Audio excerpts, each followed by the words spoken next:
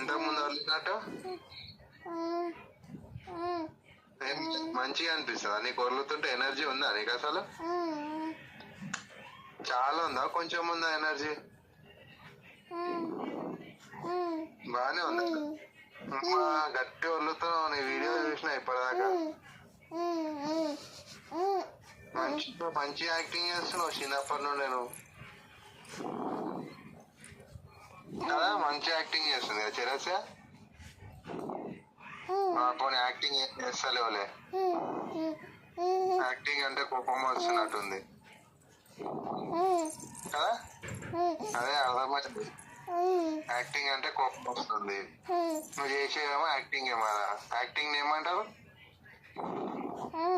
ఏమంటారు యాక్టింగ్ ని?